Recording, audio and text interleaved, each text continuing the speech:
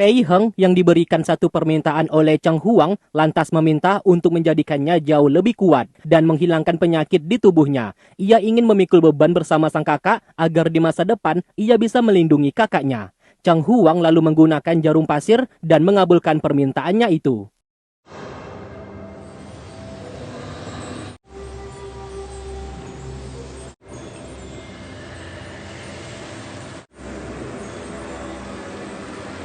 Kembali ke masa sekarang, setelah mendengarkan ceritanya, Pei Yan sangat bersedih. Meski begitu, ia tidak percaya 100% atas perkataannya dan segera mengarahkan anak panahnya tepat di hadapan Cheng Huang yang telah mengubah adiknya menjadi siluman. Cheng Huang terus memprovokasinya dengan berkata, Pei Yan telah gagal menjadi seorang kakak karena membunuh adiknya sendiri, yang padahal adiknya tersebut memilih berkorban untuk menjadi siluman dalam melindunginya. Seketika, Pei Yan melepaskan panah tersebut dan merasa bersalah.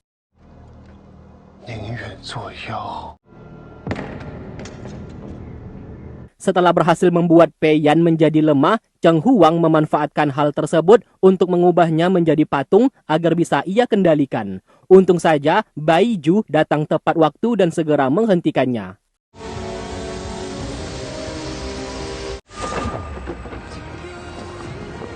Kesal atas perbuatan mereka, Cheng Huang mengambil boneka patung Pei Heng dan membangkitkannya kembali. Pei Heng sejak lama memang sudah mati. Di hadapan mereka saat ini hanyalah sebuah patung. Meski begitu, seluruh ingatan Pei Heng semasa hidupnya berada di patung tersebut sehingga Pei Heng dapat mengenali kakaknya di sana.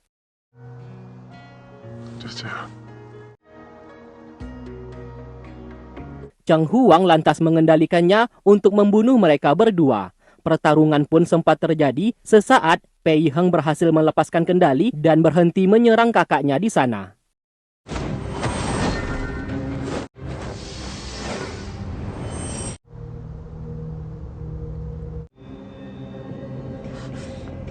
Tak lama kemudian, Zhu Yan beserta yang lainnya berhasil datang tepat waktu untuk menghentikan Cheng Huang.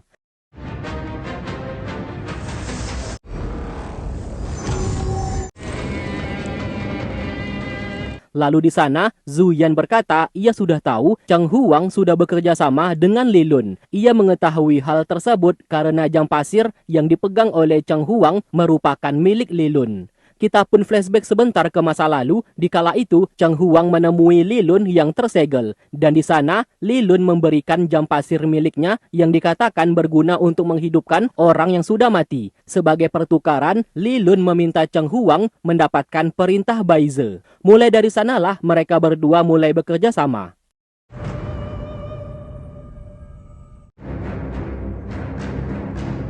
Kembali ke masa sekarang, Zhu Yan berkata jujur, Cheng Huang sudah dibohongi oleh Li Lun. Karena jam pasir itu tidak bisa menghidupkan orang yang sudah mati. Karena jam pasir tersebut, ia bersama Li Lun yang menemukannya.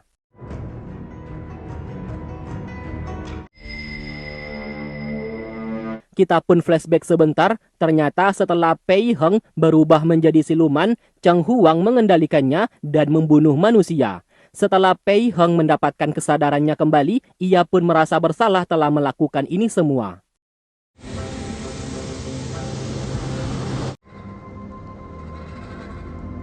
Mengetahui kebenaran tersebut, Pei Yan menjadi sangat marah dan hendak membunuh Cheng Huang menggunakan busur panah miliknya. Namun sayang hal itu berhasil dihentikan oleh Cheng Huang yang mengendalikan Pei Heng sebagai tamengnya. Lalu kemudian ia membunuh Pei Heng yang dianggap sudah tidak berguna lagi baginya. Setelah melakukan hal tersebut, Cheng Huang pergi dari sana.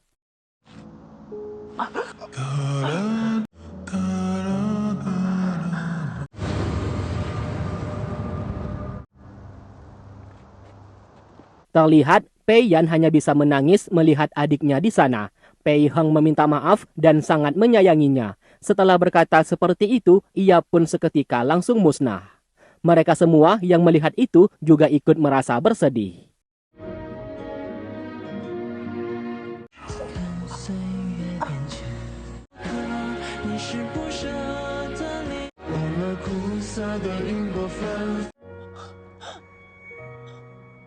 Zuyan lalu mengecek satu persatu boneka di sana. Mereka pun menemukan sebuah boneka, wujudnya mirip seperti Dewi Baize generasi pertama. Menggunakan patung tersebut, Zuyan mengumpan Cheng Huang supaya mau keluar. Benar saja, Cheng Huang langsung keluar dan sangat marah setelah melihat Zuyan ingin mencium patung Dewi Baize. Di sana Zuyan memaksanya untuk mengatakan yang sejujurnya apa yang telah dilakukannya kepada Dewi Baize generasi pertama. Cheng Huang lantas membawa mereka semua ke dunia ilusi miliknya.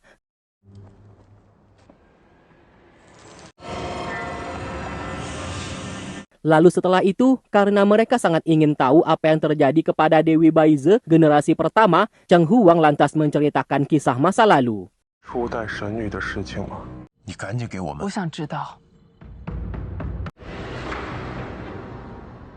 Di saat dulu, wilayah Dahuang yang menyegel siluman jahat dilanda kehancuran. Maka dari itu, turunlah seorang dewi yang ditugaskan untuk menyegel kembali wilayah Dahuang.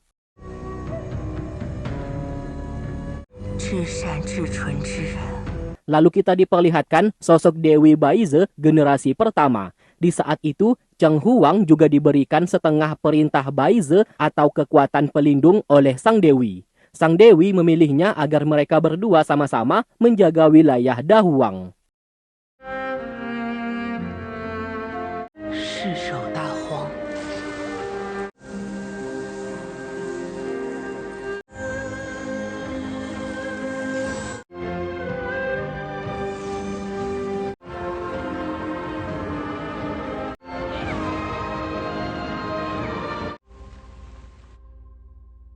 Semenjak itu, mereka berdua selalu bersama-sama. Secara perlahan, Cheng Huang mulai mencintai Dewi Baize.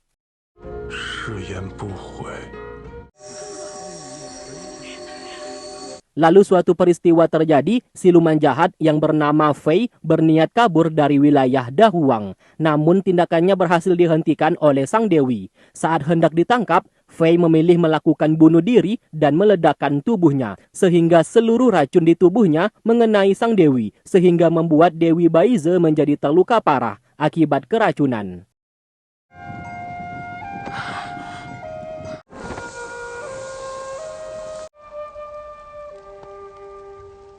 Singkatnya, Cheng Huang diketahui membunuh siluman jahat di wilayah Dahuang untuk melampiaskan amarahnya. Apa yang dilakukannya itu membuat Sang Dewi sangat kesal karena sebagai seorang pelindung, Cheng Huang tidak seharusnya membunuh siluman. Apa yang dilakukannya itu merupakan dosa besar.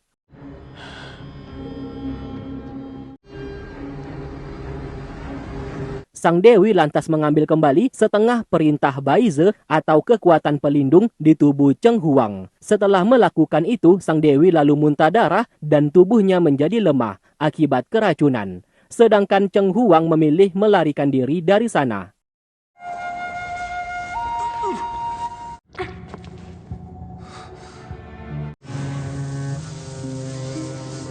Kembali ke masa sekarang, setelah mengetahui jam pasir tersebut tidak bisa menghidupkan orang yang sudah mati, Cheng Huang menjadi marah dan segera menghancurkannya, sambil membawa mereka semua ke dunia ilusinya yang lain. Cheng Huang berniat menghancurkan dunia ilusi tersebut supaya mereka semua mati bersamanya.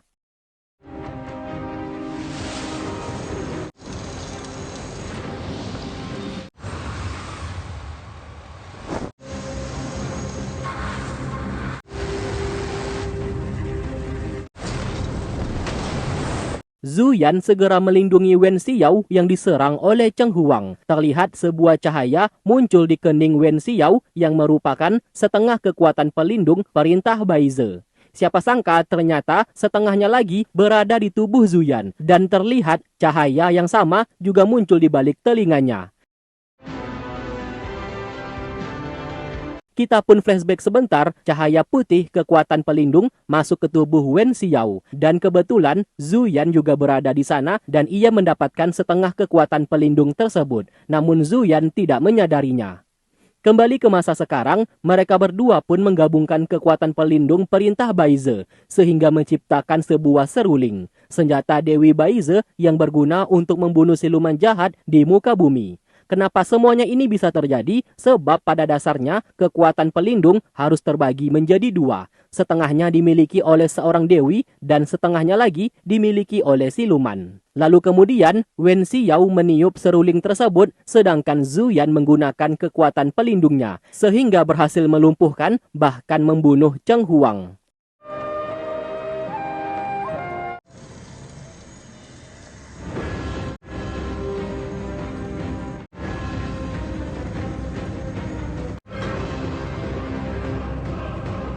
Di waktu bersamaan, Li Lun dapat merasakan kekuatan pelindung perintah Baize sudah bersatu kembali. Ia pun mulai memikirkan sebuah cara untuk menghancurkannya. Hanya dengan begitu, ia bisa keluar dari sana.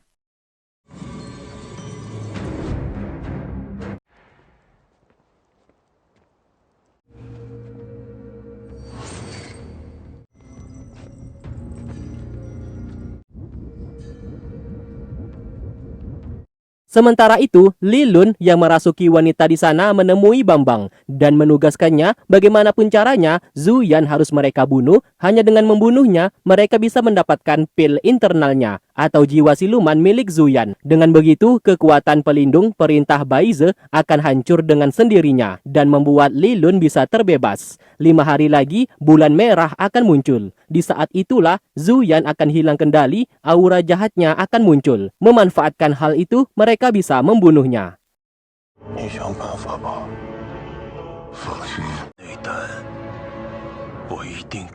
Setelah itu, Bambang memerintahkan Zhen Mei untuk menemui Pei Yan, yang ternyata Pei Yan adalah mata-mata dari organisasi Chongwu.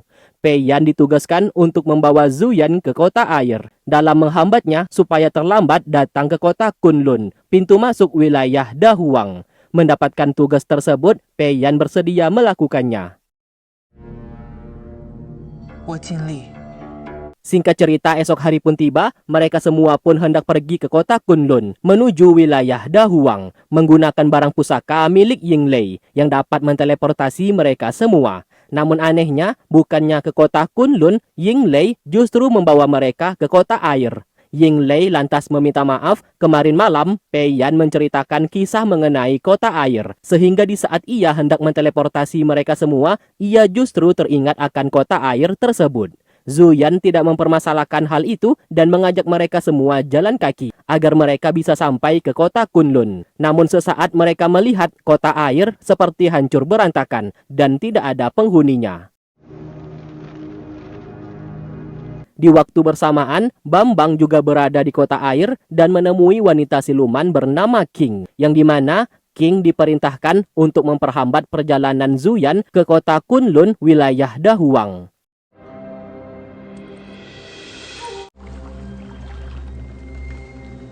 Sementara itu, Baiju tak sengaja bertemu dengan gurunya di kota tersebut. Ia pun bertanya kenapa berada di sana dan kemana perginya warga di kota tersebut. Sang guru lantas menceritakan apa yang terjadi. Kota air terkena wabah penyakit atau sebuah racun yang sangat aneh, sehingga secara perlahan warganya meninggal dunia. Beberapa yang selamat sudah diungsikan supaya tidak terjangkit. Sampai saat ini, sang guru masih belum bisa menemukan obat penawarnya. Satu-satunya cara untuk menghentikan wabah penyakit ini adalah menemukan sumbernya. Tak lama kemudian, Zhao datang ke sana dan berkata, ini semua ulah dari seorang siluman. Mendengarkan itu, gurunya Baiju tidak bisa berbuat apa-apa apabila masalah ini bersangkutan dengan siluman. Maka dari itu, Zhao memberikannya pelakat biro penangkap siluman dan meminta gurunya Baiju ini mengevakuasi dan membawa warga yang masih selamat untuk meninggalkan kota air. Selebihnya, Zhao dan kawan-kawan yang akan menyelesaikan masalah di kota tersebut.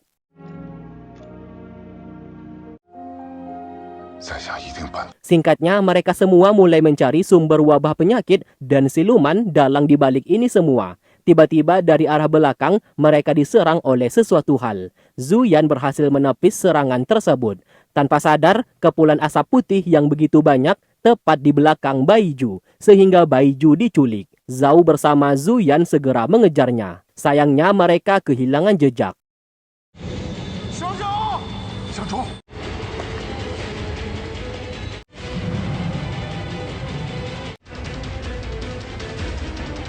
Zhao terus mengejar dan ia terbawa ke sebuah rumah. Karena mencurigakan, ia pun masuk ke dalam dan bertemu dengan seseorang yang menggunakan topeng seperti Bambang.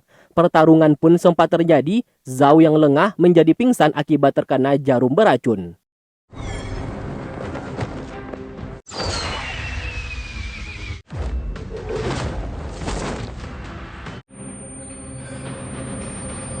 Lalu kemudian, Zhao dimasukkan ke dalam peti mayat oleh orang tersebut, namun sebelum itu, Zhao sempat mengolesi darahnya ke peti mayat tersebut dalam memberikan tanda kepada teman-temannya. Sementara Zhu Yan berhasil menemukan keberadaan Baiju dan berhasil menyadarkannya. Mereka semua pun lalu berkumpul kembali. Kini keberadaan Zhao yang justru menghilang. Zhu Yan dan kawan-kawan memasuki rumah tersebut dan melihat terdapat beberapa peti mayat. Zhu Yan menemukan bekas darah di salah satu peti mayat di sana yang diyakini darah itu milik Zhao untuk memberikan tanda.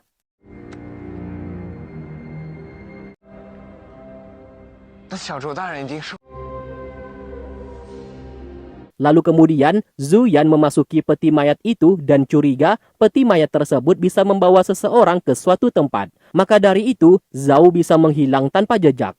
Untuk membuktikannya, Zhu Yan menarik Baiju bersamanya dan menutup peti mayat tersebut.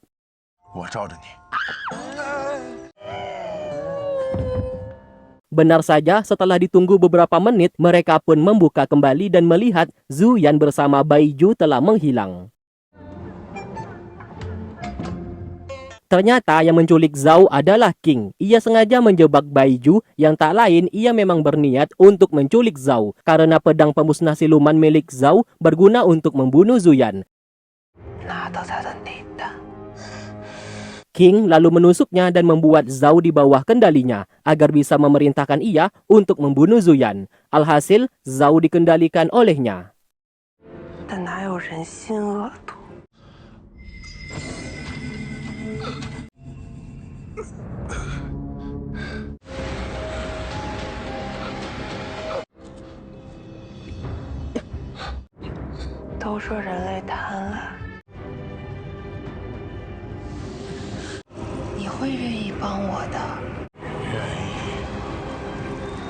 Singkat cerita, mereka semua telah tiba di desa Gunung Lingxi setelah melewati peti mayat barusan yang terhubung langsung ke tempat tersebut.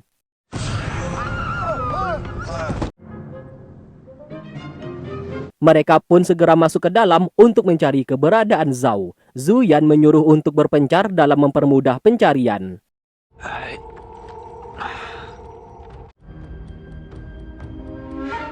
Tanpa sengaja mereka menemukan siluman di tempat tersebut namun tidak berbahaya. Ternyata siluman itu adalah Fei yang ternyata masih hidup. Kalau kalian masih ingat, Fei adalah siluman yang berusaha kabur dari wilayah Dahuang dan menyerang Dewi Baize generasi pertama sehingga keracunan dan akhirnya meninggal dunia. Wen Xiao mencoba melakukan pendekatan dan bertanya keberadaan temannya yang bernama Zhao.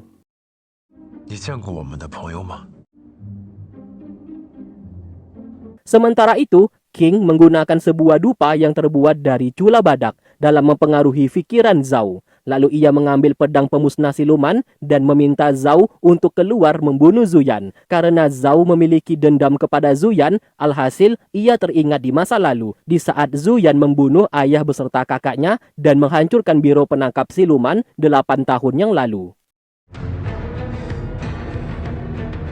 Sedangkan mereka dibawa oleh Fei ke suatu tempat. Tanpa berbicara apa-apa, ia menunjuk lukisan seorang dewi di sana yang bernama King. Diceritakan, King adalah siluman yang menjadi dewi dan disembah oleh seluruh penduduk di kota air.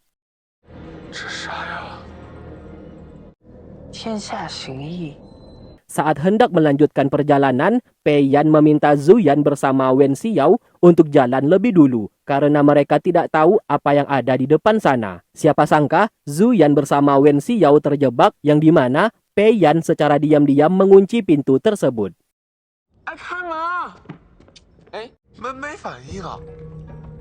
Zhu Yan lalu bertemu dengan Zhao. Sayangnya, Zhao sudah dikendalikan oleh King menggunakan aura jahat, sehingga Zhao menyerangnya dan ingin membunuh Zhu Yan untuk membalaskan dendam kematian ayah dan kakaknya.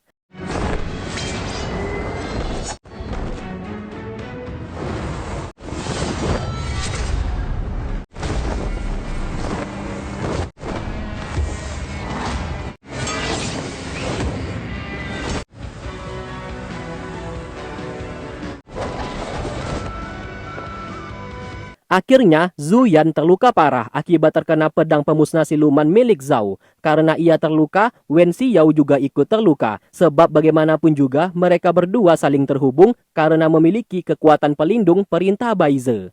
Tak lama kemudian, King datang ke sana. Ia yang tahu Zhu Yan terluka parah lantas bertanya kenapa ia berusaha untuk menyelamatkan Zhao. Padahal, Zhao memiliki dendam kepadanya. Zhu Yan balik bertanya kenapa King melakukan ini. Di sana, King menjawab ia ingin membunuhnya karena membutuhkan pil internal milik Zhu Yan. Apabila Zhu Yan mati, maka setengah kekuatan pelindung perintah Baize akan segera hancur. Dengan begitu, ia bisa keluar dari desa Lingxi. Karena diketahui, King dikurung atau disegel oleh Dewi Baize sehingga tidak bisa meninggalkan tempat tersebut.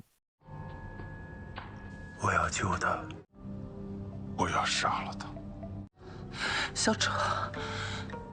Zhao lalu dikendalikan oleh King untuk membunuh Zhu Yan. Namun siapa sangka hal itu tidak dilakukan oleh Zhao karena ternyata sejak awal ia sudah sadar dan tidak terpengaruh oleh kendali King lagi.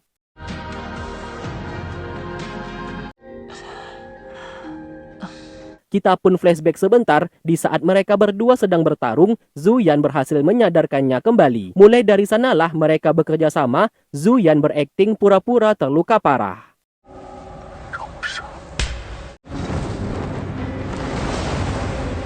Mendengarkan itu, King hendak kabur dari sana, namun dari arah belakang, Zhao langsung menusuknya menggunakan pedang pemusnah siluman, sehingga ia pun terluka parah. Fei lalu datang ke sana dan membawanya pergi.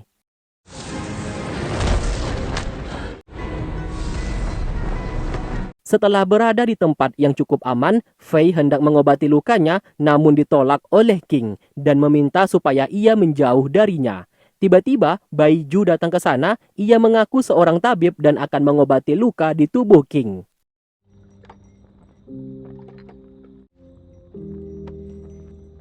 Kita pun flashback ke masa lalu. King sebenarnya siluman yang baik hati dan telah menjadi seorang dewi. Seluruh penduduk di kota air menyembahnya. Karena hal itu, King merasa senang dan menjaga keselamatan beserta kesehatan seluruh penduduk. Suatu hari, Fei datang ke kota tersebut sehingga menyebabkan seluruh penduduk terkena wabah penyakit. Karena Fei memiliki sumber racun di tubuhnya. Akibat hal itu, seluruh penduduk menyalahkan King dan menghancurkan tempat persembahan, sehingga tidak ada lagi yang percaya kepadanya.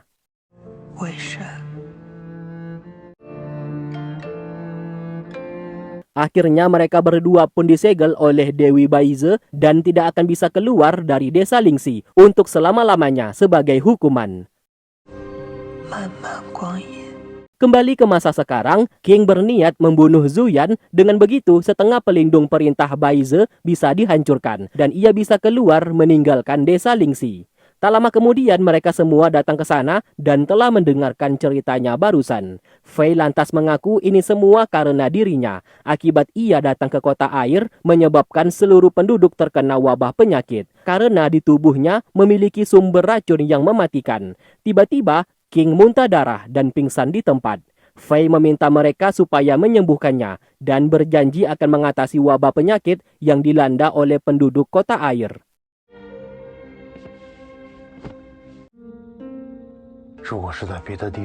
Zhu Yan lantas menggunakan kekuatannya untuk menyembuhkan luka di tubuh King akibat terkena tusukan pedang milik Zhao.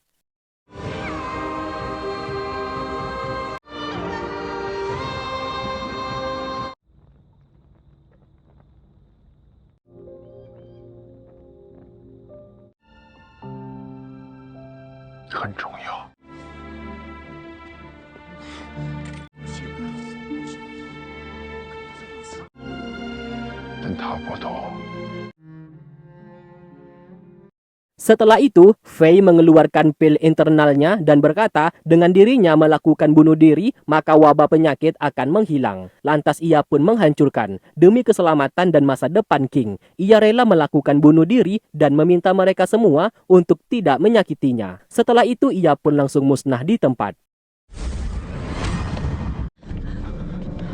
只要我死了，瘟疫就会消除。不要杀他，是灾厄之首。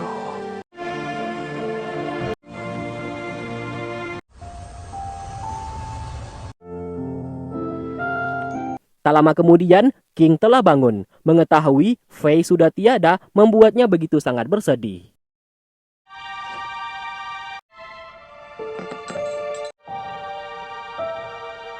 Zhu Yan berkata, King telah dirasuki oleh aura jahat milik Li Lun, sehingga membuatnya bertindak jahat. Alasan Zhu Yan bisa mengetahui itu di saat menyembuhkan luka di tubuh King, Zhu Yan melihat di balik telinganya terdapat sebuah tanda, dan itu adalah aura jahat milik Li Lun yang berada di tubuh King. Sejak awal, Zhu Yan sebenarnya sudah tahu akan hal tersebut, maka dari itu, Zhao dipinta olehnya untuk menusuk King dari belakang. Karena menggunakan pedang pemusnah siluman, aura jahat milik Li Lun yang berada di tubuh King bisa menghilang. Lalu kemudian, Zhu Yan menarik sisa aura jahat dari tubuhnya dan menunjukkan kepada semua orang. Inilah alasan King berbuat jahat dan bersikap kasar kepada Fei akhir-akhir ini.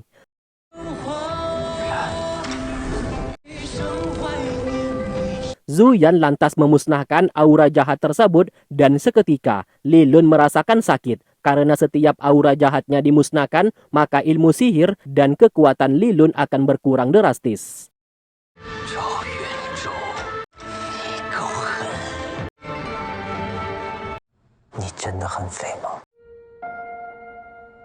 Kita pun flashback ke masa lalu, pertemuan awal mereka berdua, hari festival lampion di kota air. King terjatuh dari tangga dan diselamatkan oleh Fei yang datang ke kota tersebut. Mulai dari sanalah mereka berkenalan. King meminta Fei untuk menggantung lampion di atas. Hal itu pun dilakukan oleh Fei, sehingga tanpa sadar racun di tangannya melekat di tangga tersebut.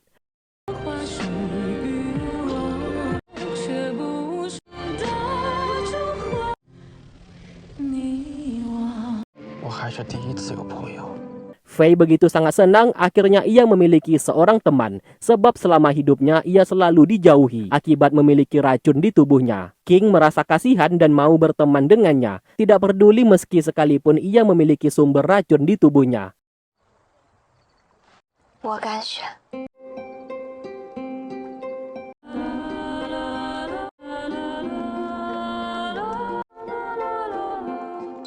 Di waktu bersamaan, beberapa warga menggunakan anak tangga tersebut yang sudah terkontaminasi racun dari tubuh Fei. Dan di sanalah asal-muasal wabah penyakit terjadi di kota air. Singkatnya, banyak warga yang meninggal dunia. Dewi Baize, gurunya Wen Xiao, datang ke sana untuk menghukum dan menyegel Fei di desa Lingxi. King yang sudah jatuh hati kepada Fei lantas memohon agar dirinya juga diizinkan untuk tetap bersama dengan Fei. Melihat itu, Dewi Baize mengabulkan permintaannya. Alhasil mereka berdua pun disegel dan tidak bisa keluar dari desa Lingxi.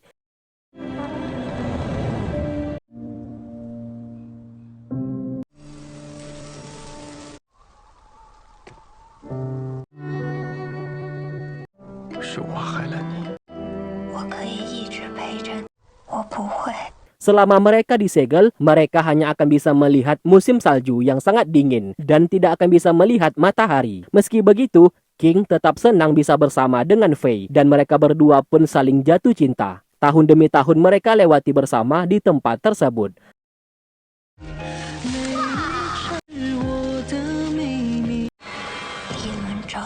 Lalu suatu ketika datang seorang pemuda yang dirasuki oleh Li Lun. Ia menghampiri King dan mengendalikannya. Li Lun memasukkan aura jahatnya ke tubuh King dan memerintahkannya untuk membunuh Zhu Yan. Dengan begitu, ia bisa menghancurkan kekuatan pelindung perintah Baize supaya nantinya King bisa keluar dari desa Lingxi dan tidak terkurung lagi.